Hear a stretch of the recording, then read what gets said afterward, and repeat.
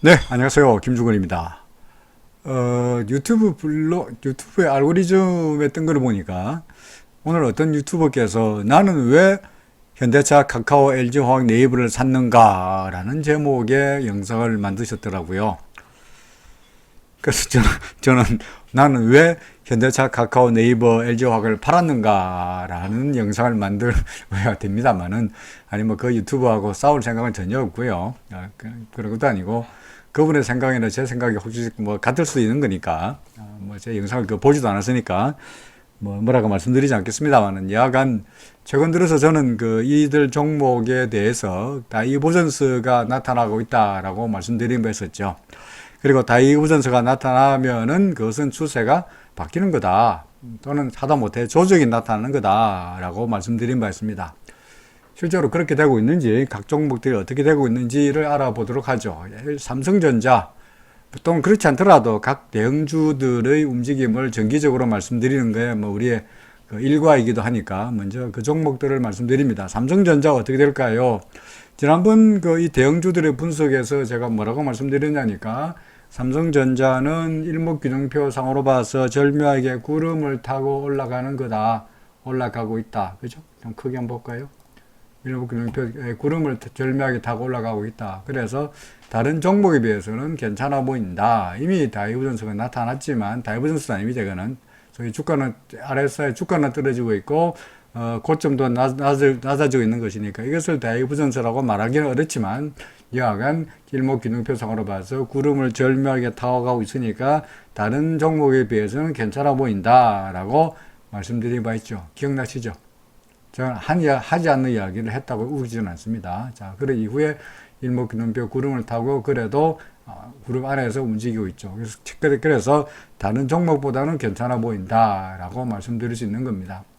다만 괜찮아 보인다는 거지. 그래서 괜찮아 보인다는 거지. 좋다, 사라. 뭐 앞으로 계속 올라갈 거다.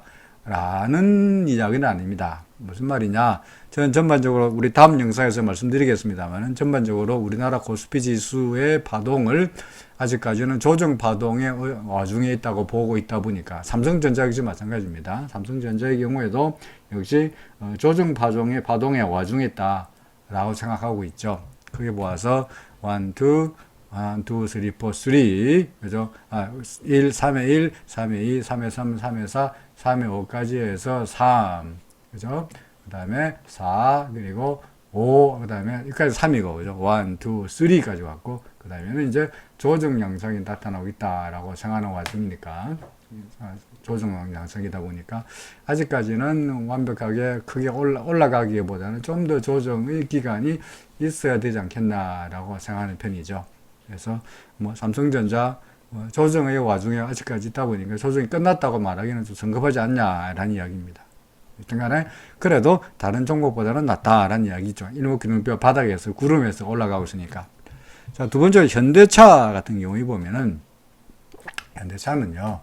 1, 2, 그 다음에 1, 2, 3, 4, 5, 3 그죠? 그 다음에 4를 5가 되죠. 아직까지 4의 와중에 어딘가 있다라고 생각합니다. 그러니까 큰 1, 큰 2, 큰 3, 지금은 여기까지 큰 3이죠. 그 다음에 큰 4에 어딘가를 지나고 있는 거로 그렇게 생각이 됩니다. 더구나 주가는 올라가고 있는데 RSI는 떨어지고 있으니까 이게 다이버전스지 않냐라는 이야기죠.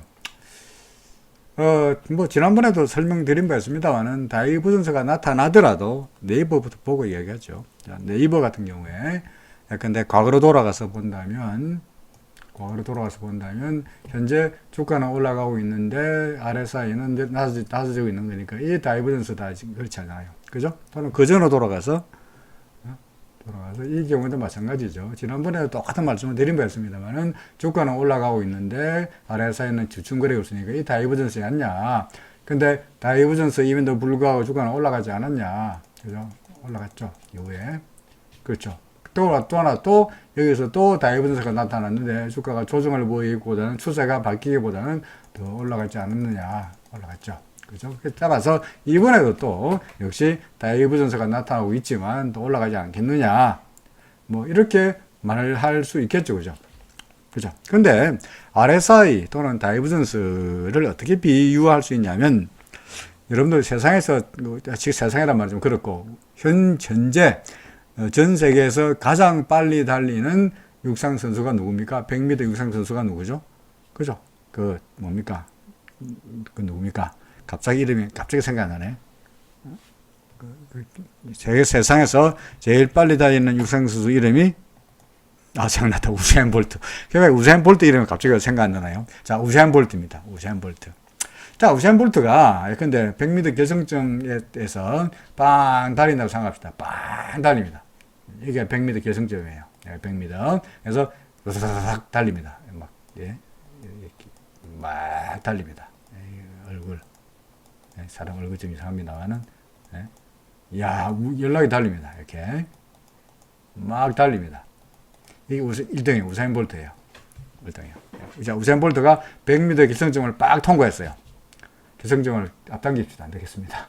자, 100m 결승점이 여기 100m 결승점인데, 자, 100m 결승점을 빨리 안 돼. 결승점이 하나 빨리 나와라. 결승점이 앞으로 당깁니다. 자, 결승점을 지났습니다. 우사인 볼트가 100m 결승점을 지나고 나서 우사인 볼트가 바로 빡 씁니까? 그렇지 않죠. 그죠? 더 달리죠. 하지만 100m 결승점 이전의 우사인 볼트의 허벅지, 요 허벅지입니다. 허벅지 안에 들어가 있는 에너지와 결승점을 통과한 다음에 우사인 볼트의 허벅지에 들어가 있는 에너지의 양은 다르죠. 그렇죠? RSI가 뭐냐니까 시장의 강도를 relatively 객관적으로 강도를 알려주는 인덱스가 RSI예요. 주가의 힘이에요. 주가의 에너지예요. 우사인 볼트가 결승점에서 달리는 허벅지 안에 들어있는 에너지의 힘이 바로 RSI다라고 말할 수 있는 겁니다. 그러니까 우사인 볼트가 결승점을 통과한 다음에도 더 달려요. 마찬가지로 주가가 RSI가 근데 그 다이버전스가 나타났던 이야기는 지난번의 우사인 볼트의 허벅지 안에 들어있는 에너지하고 지금에 들어있는 우사인 볼트의 에너지는 어떻다고요? 다르다는 이야기야. 그죠? 그런데 그럼에도 불구하고 우사인 볼트는 결승점을 통과했지만 더 달린다고요. 결승점을 통과해서는 더 달립니다. 결승점을 통과했지만 더 달립니다. 맞습니까? 하지만 우사인 볼트가 결승점을 통과하고 나서 달리지만은 얘가 끝없이 달리지는 않아요. 언제 끝냅니까? 지 마음이죠. 그렇죠. 자기 마음이죠. 운동장을 빙 돌다가 관중석이 뛰어가가지고 자신의 그 자메이카 그 국기 하나 얻어가지고 그 자기 그 뒤에다가 이렇게 탁 달고, 그죠? 번개 세레모니를 하죠. 그럼 끝이죠. 그죠? 따라서 우리는 우사인 볼트가 100m 결승점을 통과했지만 더 달린다는 사실을 알고 있어요. 다이버전스라는 게 뭐냐니까 우사인 볼트의 허벅지 안에 들어있는 에너지가 전에 비해서 확연하게 떨어졌다 하는 것을 알려주는 거예요. 그럼에도 불구하고 우사인 볼트는 더 달리니까 주가는 더 올라가요. 맞습니다. 하지만 결국에 가서는 우사인 볼트는 언젠가는 달리기를 그만둘 거다는 이야기죠. 그렇지 않습니까? RSI를 그렇게 해석하시면 됩니다. 그러니까 우사인 볼트가 결승점을 통과하더라도 더 달리더라. 그럼 오케이. 물론이죠. 다이버전스가 나타나더라도 주가는 더 올라가더라. 물론 그럴 수 있죠. 하지만 결국에 가서는 한계가 있을 수밖에 없다는 이야기입니다. 그래서 지난번에 다이버전스가 나타나더라도 주가가 더 오르더라. 그러니까 이번에도 다이버전스가 나타났지만 주가가 더 오르더라. 라고 우기는 것은 마치 우사인 볼트가 100m 결승점을 통과했지만 계속해서 더 달리더라. 라고 우기는 것과 똑같다는 이야기죠. 물론 그렇긴 하지. 하지만 우사인 볼트가 결승점 통과해서 달리는 데에는 뭡니까? 한계가 있다는 거죠. 슬슬 달리다가 곧 그만둔다는 겁니다.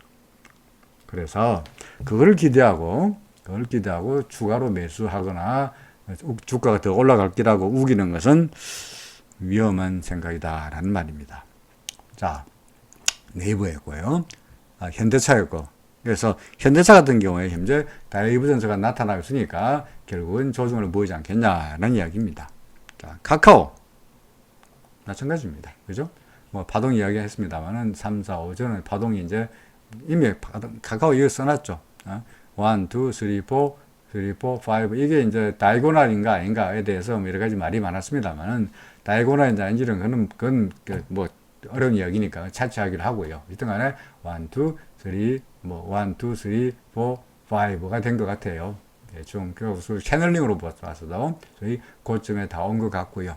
그래서 지금부터는 이제 떨어지는 일밖에 안 남았다. 그렇죠. 그리고 뭐 다이고널인지 아닌지 모르겠으나 그걸 매도하려 그러면 어떻게 아래쪽 저점을 쭉 이어보고 저점이 무너지면 팔아라. 뭐 어제 오늘 간당간당 하긴 합니다만은 역시 카카오 같은 경우에도 다이버전스가 나타난 상태이니까 이거는 고점 올라가고 있는데 주가의 고점은 더 이상 높아지지 못하는 상태이다 보니까 역시 조정은 필연적이지 않겠느냐라는 이야기죠. 그렇죠? 네이버는 설명했죠. 그죠? 네이버 설명했고요. 그 다음에 LG화학의 경우는 마찬가지입니다. LG화학도 역시 LG화학도 파동으로 봐서는 1, 2, 3, 4 저는 5 다 왔다고 보는 거죠. 여기가 5번 파동의 꼭지라고 저는 생각했는데 뭐 이게 5번 파동의 꼭지일 수도 있고 아니면 이게 5번 파동의 꼭지일 수도 있고 뭐 그건 크게 중요하지 않아요. 왜냐하면 이게 5번 파동의 꼭지라면 A, B, C 파동이 이어지는 거고요. 아니면 이게 5번 파동이라면 이제 처음으로 이제 A 하락 파동이 나타날 테니까 어차피 1, 2, 3, 4, 5의 하나의 다른 상승 사이클이 끝났으니까 지금부터는 조정이 나타난다고 볼 수밖에 없는 거고요. 그 다음에 주가와 R에서의 관계에서도 완벽하게 다이버전스가 나타나 있을 거니까 이건 역시 조정을 보일 거다라는 말입니다. 뭐 오늘도 23,000원 3% 빠졌습니다만은 오늘이 문제가 아니라 이미 다이버전스가 나타난 상태이고 조정 국면에 들어섰다면 조금씩이나마 밀리지 않겠냐는 거죠. 다만 이 모든 종목들이 다 이제 삼성전자를 예를 들더라도 삼성전자는 사실은 여기서 고점과 고점은 낮아지고 있고 주가는 이미 아래 사이에 떨어지고 있으니까 사실은 이거는 다이버전스도 아니고 주가가 떨어지는 거예요. 그죠? 조정을 보이는 거예요. 그런데 일단 조정을 보였습니다만은 구름을 만나고 돌아서고 있는 이런 모습이 나타나고 있죠. 그죠? 그래서 구름에서 일목균형표 구름 위에 있고 구름의 지지를 받고 있는 상태이다 보니까 삼성전자, 현대차도 다이버전스가 나타나지만은 구름 위지 않냐? 그래서 상승을 세지 않냐? 그 다음에 근데 뭐 있죠? 네이버도 마찬가지로 구름 위에 있고요. 카카오도 구름 위에 있고 LG화학도 구름 위에 있는 거니까 다 마찬가지로 상승 추세라는 측면은 여지가 없습니다. 다만 조정이 나타날 거다. 5번 파동 거의 다 끝나지 않냐? 이제 조정이 나타날 거다라는 이야기입니다. 조정이 얼마나 될까요? 어디까지 갈까요? 얼마나 조정이 이어질까요? 라고 말하는 것은, 예측하는 것은, 그거는 불가능한 이야기입니다. 그건 알 수가 없는 노릇이고요. 마치 우리가 3번 파동이나 5번 파동의 꼭지를 정확하게 알 수 없는 것처럼 ABC 파동의 C 파동의 끝을 정확하게 어디가 될지 알 수 없는 거죠. 다만 과거의 경험으로 봐서 대략적으로 그 앞선 3번 파동의 네 번째 파동의 바닥과 대개 일치하더라. 뭐 이렇게 이야기하기도 합니다만 그건 그야말로 가이드라인에 불과한 거지. 꼭 그렇게 된다는 법은 없기 때문에 일단은 구름의 상단 근처까지는 가보지 않겠냐. 그죠? 예컨대 LG화학도 구름의 상단, 카카오도 구름의 상단, 예컨대 자꾸 이긴 터죠. 구름의 상단, 네이버도 구름의 상단 정도까지는 가보지 않겠냐. 뭐 이런 이야기를 할 수 있을 것 같습니다. SK텔레콤 이 경우는 마찬가지죠. SK텔레콤도 이게 이제 제가 다이버전스로 오늘 주장했던 첫 번째 종목이기도 한데요. 다이버전스가 나타난 다음에 이 종목은 바로 주가가 바로 쭉쭉쭉 밀려버렸죠. 물론 오늘은 많이 올랐습니다만은 얼마 6%나 6,000원 올랐네요. 올랐습니다만은 여전히 이 종목도 뭡니까? 이 소위 하락 조정에 소위 그동안 이 파동을 매겨가지고 1, 2, 3, 4, 5까지 다 왔다고 봤으니까 그때부터는 이제 떨어지는 조정 파동의 와중이 있지 않겠냐라고 말씀드려야 될 것 같죠. 그죠?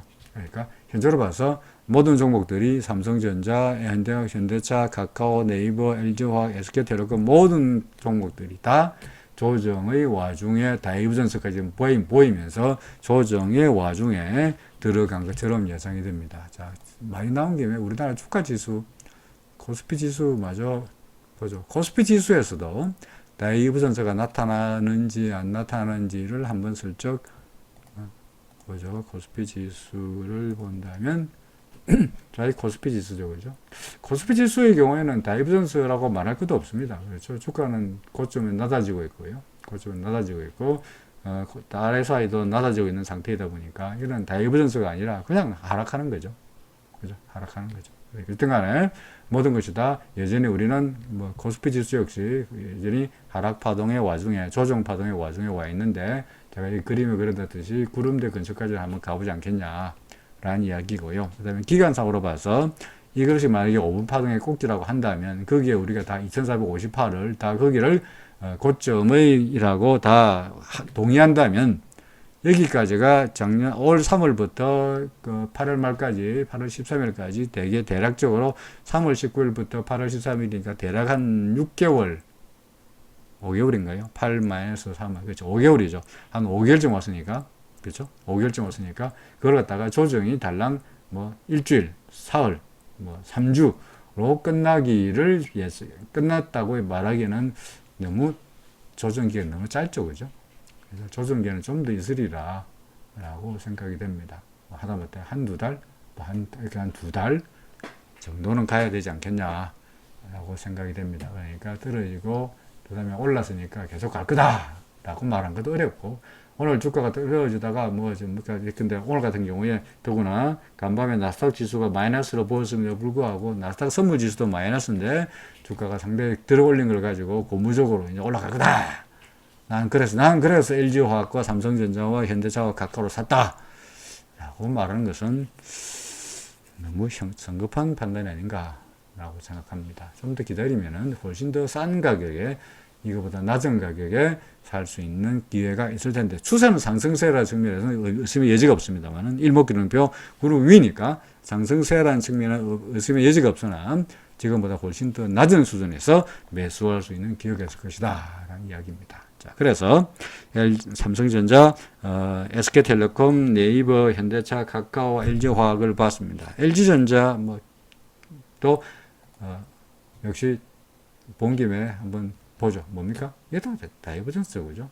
오늘 주가는 올라가고 있어 보이는데 이때가 그리고 RSI는 떨어지고 있는 이때가 바로 다이버전스입니다. 다이버전스가 여러분들 눈에 들어왔으면은 이때 추가로 매수하기는 주가가 더 끝으로 올라가 보인다. 그래서 이 고점에서 92,400원 언저리에서 매수하는 지는 않았겠죠. 그렇죠. 다이버전스입니다. 그렇죠.